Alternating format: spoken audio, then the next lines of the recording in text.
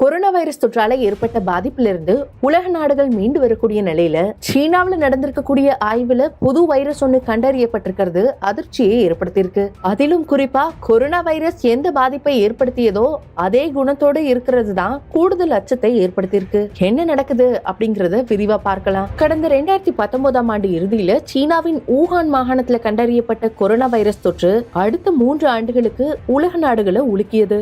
சீனாவில தொடங்கி அனைத்து உலக நாடுகள்லயும் பரவிய இந்த வைரஸ் பெரும் அளவுல உயிரிழப்பையும் ஏற்படுத்தியது. மனித இனத்துக்கே பெரும் அச்சுறுத்தலா மாறிய இந்த வைரஸ் பாதிப்பால் கோடிக்கணக்கானோர் மருத்துவமனைகளை நாடி ஓடினாங்க. 14 நாட்களா தனிமைப்படுத்தணும் அப்படிங்கிற பத்திய முறை பலரையும் உளவியல் ரீதியா பாதிச்சது. இந்தியா உட்பட அனைத்து உலக நாடுகள்ல உயிரிழப்பு அப்படின்னு பார்த்தா பல லட்சங்களையும் கடந்துச்சு. தோராயமா உலக அளவுல கொரோனாவால மாண்டவர்கள் சுமார் 80 லட்சத்துக்கும் மேற்பட்டவங்க அப்படின்னு ஒரு புள்ளி விவரம் இருக்கு. இதுக்கிடையில தான் உலக நாடுகள் அனைத்தும் தங்களுடைய சக்திக்கு தடுப்பூசிகளை கண்டறிந்து பொதுமக்களுக்கு வழங்கினாங்க. அந்த வகையில இந்தியாவிலையும் கோவேக்சின், கோவிஷீல்டு ஆகிய தடுப்பூசிகள் கண்டறியப்பட்டு அவை நாட்டு மக்களுக்கு இலவசமாகவே வழங்கப்பட்டுச்சு. 2 டோஸ் தடுப்பூசி போட்டவங்களுக்கு பூஸ்டர் டோஸும் போடப்பட்டது. இப்படி கொரோனா வைரஸால உலகம் முழுக்க மனித உயிரிழப்பு, பொருளாதார பாதிப்பு ஏற்பட்ட நிலையில 2 ஆண்டுகளா அந்த பாதிப்புல இருந்து மீண்டு வராங்க. இந்த நிலையில தான் சீனாவில இப்ப புதிதா ஒரு வைரஸ் கண்டறியப்பட்டிருக்கு.